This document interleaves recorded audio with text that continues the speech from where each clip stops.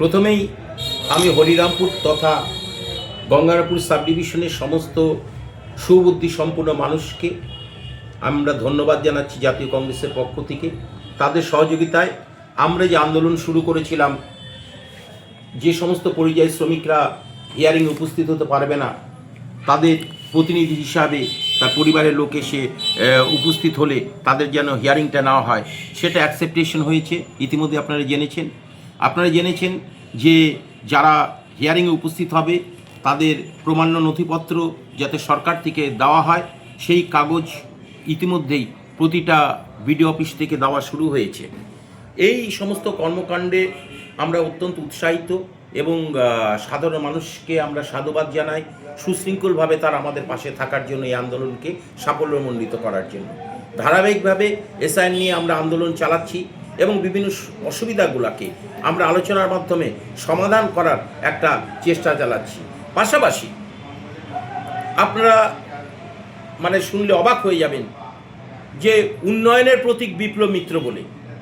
উন্নয়ন, কোন উন্নয়ন আমি জানি না। আমরা দীর্ঘদিন রাজনীতির আঙ্গিনা থেকে বাইরে ছিলাম। এই অবস্থার মধ্যে আমাদের হাতে তৈরি গোকর্ণ হাসপাতাল, সেই হাসপাতালটার আজকে অবস্থা কি? এক বুক ঘাসে ভরে গেছে, একটা ডাক্তার নেই, একটা কিছু নেই। হাসপাতালটা আজকে মৃত পায়। শুধু গোকর্ণ হাসপাতাল নয়, আজকে বালিহারা হাসপাতালে ডে নাইট 10 বেড চালু হয়েছে, সেখানে কোনো ডাক্তারের সুবন্দোবস্ত নাই। পাশাপাশি হরিরামপুর রুরাল হাসপাতালে যে নিয়ম অনুযায়ী 7-8 জন ডাক্তার থাকার কথা, সেই 7-8 জন ডাক্তার নেই। মাত্র কয়েকজন ডাক্তারকে দিয়ে একটা জোড়াতালি দিয়ে এখানকার হাসপাতালে পরিষেবা দেওয়ার চেষ্টা হচ্ছে, যেটা অত্যন্ত অসহনীয়। আমাদের হরিরামপুর ব্লকের দরিদ্র অসহায় সাধারণ মানুষ আজকে চিকিৎসার জন্য সর্বশান্ত হতে বসেছে। সেই সময় উন্নয়নের প্রতীক বিপ্লব মিত্র তামাশা করছে গঙ্গারামপুরে বসে।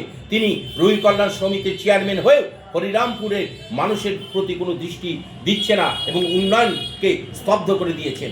পাশাপাশি আরেকটা জিনিস না বললেই হয় না, যে হরিরামপুরে আজকে আপনারা জানেন যে হরিরামপুর প্রপার যে স্ট্রিট লাইটগুলা উত্তরবঙ্গ উন্নয়ন পর্ষদ থেকে করা হয়েছিল, সেগুলো আজকে সব মৃত।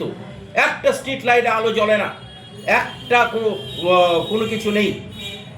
সন্ধ্যা হলেই অন্ধকারে ঢেকে যাচ্ছে হরিরামপুরের প্রপার এলাকাগুলো। পাশাপাশি রাস্তাঘাটের কথা তো বলার কোনো ভাষাই নেই। একটা পর একটা রাস্তা ভেঙে চুরমার হয়ে গেছে, রিপেয়ারিং বা নতুন রাস্তা তৈরি করার কোনো পরিকল্পনা নেই। তাই আমরা জাতীয় কংগ্রেসের পক্ষ থেকে সিদ্ধান্ত নিয়েছি, গোকর্ণ, শহীদপুর এবং হরিরামপুর হাসপাতালের এই অব্যবস্থার বিরুদ্ধে আমরা অতি দ্রুত বিএমএইচকে আমরা ডেপুটেশন দিব। পাশাপাশি আমরা পঞ্চায়েত এবং বিডিও এবং এসডিও সাহেবকে জানাবো, হরিরামপুরে স্বচ্ছ ভারত মিশনের যে 30 থেকে 40টা টোটো এসেছিল, সেই টোটোগুলো গেল কোথায়? এবং আমাদের কাছে নির্দিষ্টভাবে খবর আছে যে বিডিও সাহেব এবং তৃণমূলের নেতারা হাতে হাত মিলিয়ে প্রতিদিন সমস্ত শ্রমিকদের নামে টাকা তুলে নিচ্ছে এবং প্রতিদিন প্রোগ্রেস রিপোর্ট দিচ্ছে। হরিরামপুরে এতগুলো জঞ্জাল পরিষ্কার হয়েছে, এই হরিরামপুর ব্লকে হয়েছে। কিন্তু আমরা একদম নিশ্চিত যে হরিরামপুর ব্লকের টোটোগুলা তৃণমূল নেতারা বিক্রি করে খেয়ে নিচ্ছে এবং বিডিও সাহেব তার সাথে সঙ্গী এবং গ্রাম পঞ্চায়েতের সমস্ত এই স্বচ্ছ ভারত মিশন মুখ থুবড়ে পড়ে গেছে। এই আজকে জঞ্জালের শহরে পরিণত হয়েছে হরিরামপুর। তাই সুবুদ্ধি সম্পূর্ণ প্রত্যেকটা মানুষের কাছে আমাদের আবেদন, দল মত নির্বিশেষে হরিরামপুর ব্লককে বাঁচানোর উদ্দেশ্যে আগামী দিনে কংগ্রেসের যে বৃহত্তর আন্দোলন হচ্ছে, সেই আন্দোলনে আপনারা পাশে থাকবেন, এই আশা রেখে সকলের সহযোগিতা কামনা করে আমি আমার বক্তব্য শেষ করছি। জয় হিন্দ, বন্দে মাতরম, রাহুল গান্ধী জিন্দাবাদ, গোপাল দেব জিন্দাবাদ।